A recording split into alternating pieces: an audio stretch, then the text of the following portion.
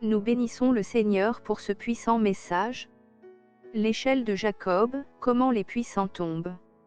Mais qu'au jour de la voix du septième ange, quand il sonnerait de la trompette, le mystère de Dieu s'accomplirait, comme il l'a annoncé à ses serviteurs, les prophètes. Apocalypse 10, 7. Il répondit, il vous a été donné de connaître les mystères du royaume de Dieu, mais pour les autres, cela leur est dit en parabole, afin qu'en voyant ils ne voient point, et qu'en entendant ils ne comprennent point. Luc 8, 10. Plusieurs seront purifiés, blanchis et épurés, les méchants feront le mal et aucun des méchants ne comprendra, mais ceux qui auront de l'intelligence comprendront. Daniel 12, 10. Nous jetons nos couronnes à terre, nous fléchissons les genoux et tout ce que nous sommes, aux pieds en or du seul et unique Dieu, Jésus-Christ de Nazareth, et nous brûlons tous les plans de l'ennemi pour nous faire tomber de l'échelle, oui, nous les brûlons avec le feu de la parole qui sort de nos esprits. Et nous jetons tous les démons impliqués dans ce plan dans le feu de l'enfer. Et nous remplaçons leurs œuvres par le nouveau mouvement du Saint-Esprit, pour nous sécuriser sur l'échelle de Jacob, dans le nom puissant de Jésus. Nous commençons ce message au nom du Seigneur Jésus-Christ.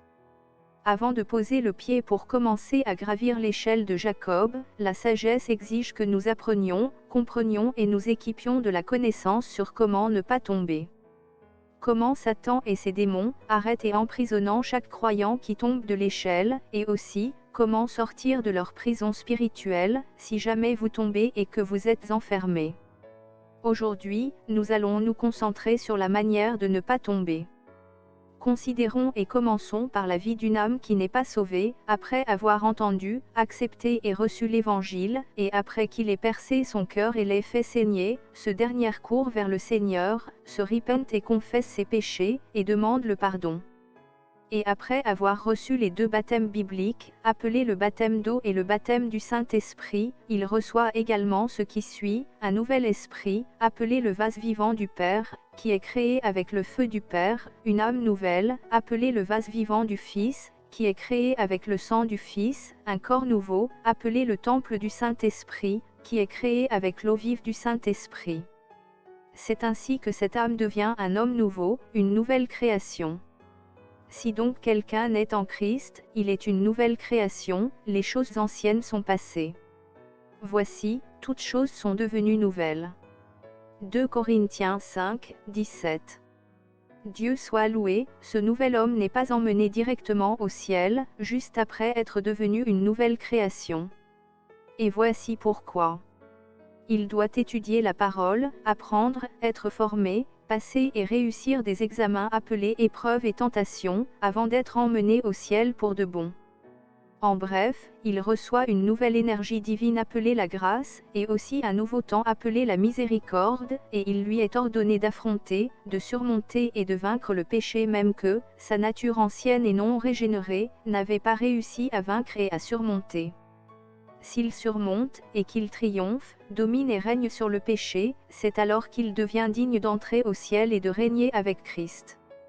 Et sa réussite ou sa victoire sur le péché devient une preuve sûre, et une confirmation solide devant la nuée de témoins, et tous les démons, qu'en effet sa repentance n'était pas un acte rapide de désespoir, pour échapper à certains problèmes ou des difficultés, des attaques de sorcellerie, ou peut-être pour faire plaisir à quelqu'un, mais plutôt, elle était authentique, réelle, honnête et vraie. Cela veut dire que la vie de chaque croyant, dès qu'il reçoit la nouvelle naissance en Christ, ne lui appartient plus. Ni ses rêves, ni quelqu'un, ni aucun autre but. Sa vie entière devient ceci, permettre au Saint-Esprit de l'enseigner, de le former et de le préparer pour le ciel. Ce qui signifie que tout ce qu'il fait à partir de ce jour, y compris le partenaire de sa vie qu'il ou elle épouse, comment il ou elle gagne sa vie, comment il ou elle passe son temps, la nourriture qu'il ou elle mange, tout doit tous contribuer d'une manière ou d'une autre, directement ou indirectement, à ce but ultime d'arriver au ciel. Dieu soit loué, et pour qu'il atteigne ce but ultime et cette mission, il doit combattre, vaincre ses trois ennemis, sa propre chair, la mondanité, Satan et tous ses démons. Il doit les combattre en utilisant ces trois armes vivantes, la parole de Dieu, la prière et le jeûne. Tout au long de la journée, il doit toujours porter l'armure de Dieu, comme nous le lisons dans Éphésiens 6 versets 14 à 18. Tenez donc ferme, ayez à vos reins la vérité pour ceinture, revêtez la cuirasse de la justice, mettez pour chaussure à vos pieds le zèle que donne l'évangile de paix. Prenez par-dessus tout cela le bouclier de la foi, avec lequel vous pourrez éteindre tous les traits enflammés du malin, prenez aussi le casque du salut, et l'épée de l'Esprit, qui est la parole de Dieu. Faites en tout temps par l'Esprit toutes sortes de prières et de supplications. Veillez à cela avec une entière persévérance, et priez pour tous les saints. Amen. Vous voyez donc qu'il s'agit d'un équipement de combat spirituel lourd, que le Seigneur vous donne, à vous les croyants, et la façon dont vous le portez détermine la façon dont les anges qui vous sont assignés portent aussi le leur. Par exemple, si vous menez une vie juste en permanence, la cuirasse du Seigneur couvre automatiquement votre poitrine en permanence. Mais dès que vous devenez négligent et que vous attachez moins d'importance à mener une vie juste, vous perdez votre cuirasse, et vos anges aussi, et à ce moment-là, votre poitrine devient exposée et vulnérable aux attaques de l'ennemi, et ce n'est qu'après vous être repenti et avoir recommencé à mener une vie juste, c'est alors que vos cuirasses sont restaurées sur vous et sur les anges à votre service. Et c'est aussi alors que vous recevez à nouveau la protection de Dieu sur ces parties de votre corps. Veuillez prendre un moment pour comprendre très bien comment l'armure de Dieu fonctionne sur vous et sur les anges, pour savoir plus sur la façon dont Dieu vous utilise pour leur fournir leur énergie et leurs instructions. Ainsi, juste après que le nouveau croyant ait reçu la nouvelle naissance en Christ, il est entièrement équipé et vêtu de cette armure, et il est placé au point de départ du chemin étroit, que nous avons expliqué comme étant la section terrestre, pour commencer son entraînement sur la terre. Maintenant, voici une question. Pourquoi le Dieu Tout-Puissant irait-il jusqu'à habiller, non seulement le nouveau croyant, mais aussi son ange gardien à son service? Et pas de n'importe quelle manière ni avec n'importe quel équipement, mais avec une telle armure spirituelle très lourde. La réponse est la suivante, c'est parce que son voyage et son entraînement sur le chemin étroit ne sont pas du tout une plaisanterie, mais plutôt une question de vie ou de mort. C'est une vérité sérieuse, mes chers soldats. Le ciel tout entier comprend cette vérité, et tous les démons la comprennent clairement aussi. La seule personne qui néglige souvent de prendre un moment pour comprendre le poids et la gravité de cette vérité, est le croyant nouvellement né. Et à cause de cela, il devient négligent sur le chemin étroit, et c'est exactement comme cela que Satan et les démons veulent qu'il soit, car il n'y a pas d'autre solution. Il commence à lui préparer et à lui servir des assiettes de mensonges en utilisant les Écritures, et à leur grande surprise, il les gobe et les croit tous. Voici 5 de ces mensonges. 1. Vous n'avez pas besoin d'être bouillant en Christ comme votre pasteur, prophète, ou évangéliste, etc., puisque vous leur payez vos offrandes et dîmes pour qu'ils soient plus bouillants en votre nom, et qu'il n'y a pas de mal à être un peu tiède, un peu moins zélé, un peu moins en feu. Il n'y a pas de mal à être un peu plus tiède, dans cette minuscule fourchette réservée spécifiquement à vous, et aux autres croyants qui ont un emploi du temps aussi chargé que le vôtre. 2. Que vous pouvez continuer à vivre votre propre vie de rêve pour vous-même, et que si vous rencontrez des problèmes dans la vie, c'est à ce moment-là que vous vous arrêtez un instant, que vous cherchez le Seigneur et les prophètes, et que vous les utilisez pour résoudre le problème, et que vous vous en remettez à eux pour régler votre problème, et tout de suite après, vous honorez Dieu avec une offrande importante, et vous continuez votre vie jusqu'à ce que vous rencontriez un autre problème, et que vous répétiez le même cycle. 3. Que Christ a payé pour toutes vos souffrances, et donc chaque épreuve que vous rencontrez à partir de maintenant est un signe certain que Dieu n'a pas été juste envers vous, et n'a pas respecté sa part du marché, c'est-à-dire de vous aimer, de vous protéger et de subvenir à vos besoins dans toutes les situations et à tout moment. 4. Que vous n'avez pas besoin de chercher, de trouver et d'accomplir votre appel en Christ, parce que seuls les pasteurs et les hommes de Dieu sont appelés, et non pas tous les croyants. 5. et que la souffrance du Christ et sa sainteté compenseront toutes vos tâches et souillures, et quand vous mourrez, la grâce enverra l'ange Gabriel pour vous chercher dans un char d'or jusqu'au ciel. Par conséquent, vous n'avez pas besoin de travailler à votre propre salut avec crainte et tremblement, et vous n'avez pas besoin d'atteindre le niveau et la nature exigés par Dieu, appelée la sainteté en Christ. Avec de tels et nombreux autres mensonges fantaisistes, qui sont simplement des vérités déformées de l'Écriture. Satan trompe le croyant nouveau-né, et tourne son esprit à 180 degrés de la vision de sa nouvelle vie. Comme un soldat qui voyage dans une mission ou un voyage de vie ou de mort vers le ciel, il trompe le croyant pour qu'il commence à utiliser la grâce comme le catalyseur approuvé de Dieu, et un échafaudage pour l'aider à atteindre ou réaliser ses ambitions personnelles, ses objectifs et sa vaine vie terrestre qui n'ont absolument aucune valeur pour l'éternité.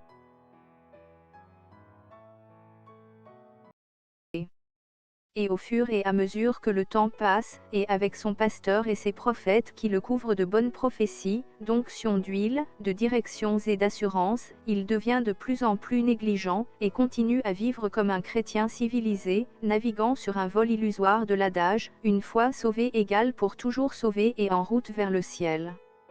Et son principal mandat et tâche quotidienne de vaincre et de dominer sur ses ennemis jurés, qui sont sa chair, la mondanité et les démons, disparaît complètement de son esprit. Cher lecteur, c'est le début de la chute, de la mort spirituelle silencieuse de ce croyant nouveau-né. Il continuera à négliger la lecture de sa Bible et à prendre des notes quotidiennes de ce que communique le Saint-Esprit. Sa lecture des Écritures et sa méditation, qui avait l'habitude de se faire chaque matin à la première heure, commence maintenant à se faire seulement pendant les week-ends, quand il y a du temps.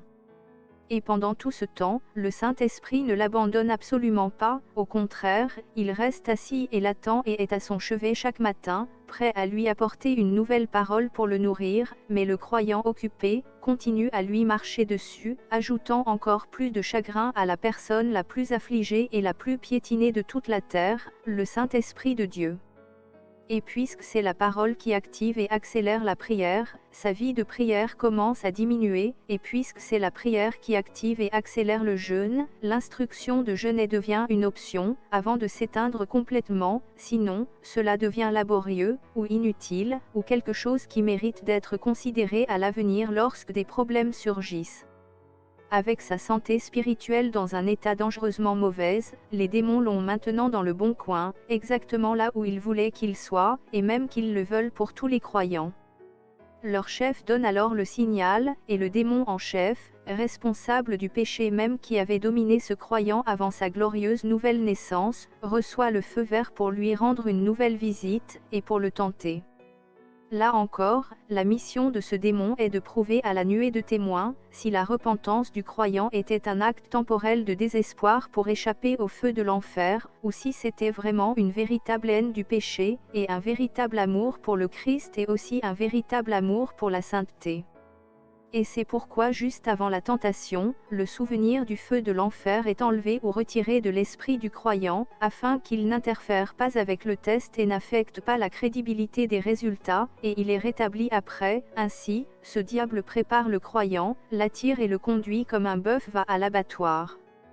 Et malheureusement, le croyant échoue lamentablement, il échoue lamentablement à cause de son manque de connaissance de l'Écriture sur la façon de surmonter ce péché. Il échoue misérablement parce qu'il n'a pas passé suffisamment de temps à prier pour extraire, rassembler et injecter l'énergie divine du Père dans son esprit, l'énergie du Fils dans son âme, et du Saint-Esprit dans son corps. Et finalement il échoue lamentablement parce qu'il n'a pas activement soumis ses hormones, également connues sous le nom de la chair, à l'onction du Saint-Esprit en sautant ses petits déjeuners, de sorte que le péché ou la tentation le trouve à un moment où son corps est fortement chargé d'hormones de Formule 1. Et comme ces hormones ou la chair sont la seule partie vulnérable de son corps à laquelle le péché peut s'accrocher ou se raccrocher, le péché ne perd pas de temps, il prend le contrôle du volant de sa vie, et le conduit droit vers la prochaine sortie du chemin étroit, et tout droit vers la voie large. Et c'est ainsi que ce croyant nouveau-né, nouveau soldat du Seigneur, hautement équipé et fortifié, puissant homme ou femme de valeur, tombe de la voie étroite et de l'échelle de Jacob, tout droit dans les ténèbres d'en bas, et dans l'obscurité. du haut de l'échelle vers les ténèbres d'en dessous et dans le péché même dont sa nouvelle naissance l'avait délivré. Il tombe dans le marais, un endroit qui appartient à la création déchue, dont les intestins empaillés, décorés et garnis, rebaptisés intestins de l'homme, ont été détruits. L'appétit du croyant a eu tant de mal à résister aux intestins farcis, décorés et garnis, rebaptisés saucisses de petit déjeuner. C'est ainsi que la beauté du soldat hautement fortifié du Seigneur est tuée sur ces hauts lieux de l'échelle de Jacob. Comment les puissants sont-ils tombés? 2 Samuel 1, 19. C'est d'une tristesse profonde et déchirante.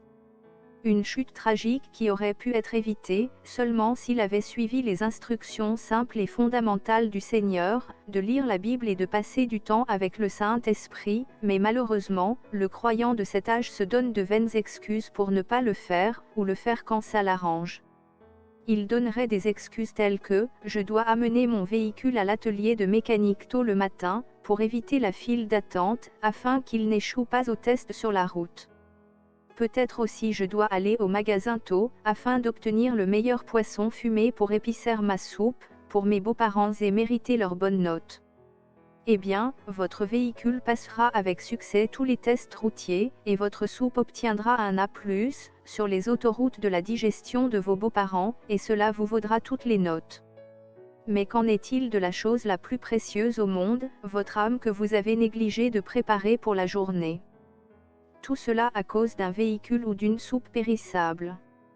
Votre âme passera-t-elle ses épreuves ou ses tentations sur la voie étroite? Si tu avais passé un peu de temps devant le Saint-Esprit, il t'aurait révélé les tentations et péchés prévus pour ce jour-là, et il t'aurait aussi donné les Écritures comme épée pour les surmonter. Et juste avant et après que tu aies snobé le Saint-Esprit et que tu te sois précipité pour commencer ta journée, ne l'as-tu pas entendu te supplier passionnément, pleurer et te demander de lui accorder juste quelques instants de ton temps? La sagesse n'a-t-elle pas crié? Et l'intelligence n'a-t-elle pas fait entendre sa voix pour vous demander un peu de votre temps? Proverbe 8, 1 à 6. Il s'est tenu sur les hauteurs, sur les chemins, il a crié à tes oreilles, et il a même jeté ton regard sur ta Bible, ton cahier et tes stylos ou surligneurs, vers toi, ô soldat du Seigneur, il a appelé, il a plaidé, et il était prêt à dire d'excellentes choses dont tu allais avoir besoin pour ta journée. Car toutes ces paroles sont claires et justes, il n'y a en elles rien d'inconvenant ni de pervers, et il veut que tu les choisisses, et non pas que tu t'y opposes. Il veut que tu les choisisses, et non l'argent et l'or, car sa sagesse vaut mieux que les rubis. Et toutes les choses et les activités dont tu t'empresses de t'en occuper, elles existent toutes à cause de ces paroles mêmes, que tu continues à négliger. N'as-tu pas lu dans les Proverbes 8, 17 qu'il aime ceux qui l'aiment, et que ceux qui le cherchent tôt le matin le trouveront? N'avez-vous pas lu que les richesses et les honneurs que vous vous empressez de rechercher sont avec lui et lui appartiennent, même les richesses durables et la justice?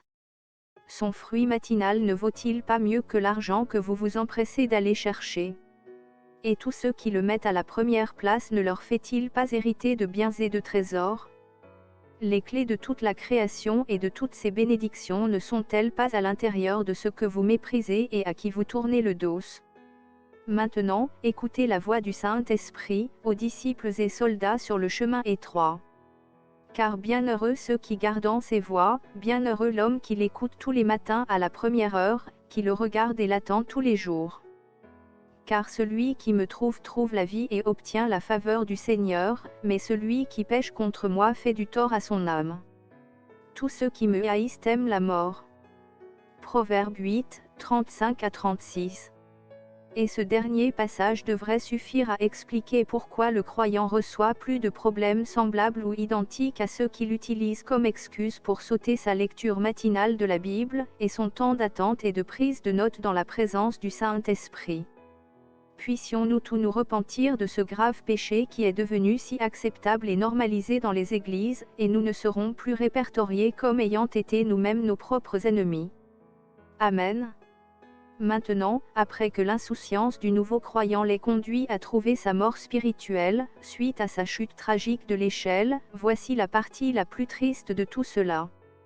Chaque fois que le Saint-Esprit le convainc et l'appelle à se repentir, il minimise cela comme un petit péché, et croit plus les paroles de l'ennemi qui continue à murmurer ses mensonges dans son esprit. Personne n'est parfait, tu peux te repentir plus tard et demander pardon et ou la personne contre laquelle tu as péché le mériter à juste titre, etc. Que le Seigneur continue à nous aider, et que nous recevions davantage la portion de la grâce qui injecte en nous l'habitude quotidienne de confesser et de se repentir de tous nos péchés, y compris ceux que nous ne sommes pas sûrs d'avoir commis. Cultivons tous cette habitude spirituelle, et nous resterons toujours et continuerons à remplir nos appels sur la voie étroite et sur notre échelle de Jacob, au nom puissant de Jésus-Christ.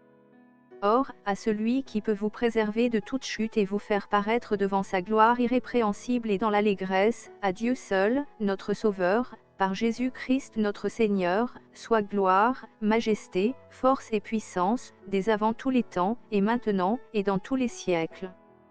Amen. Jude 1, 24 à 25. Fin du message, l'échelle de Jacob. Comment les puissants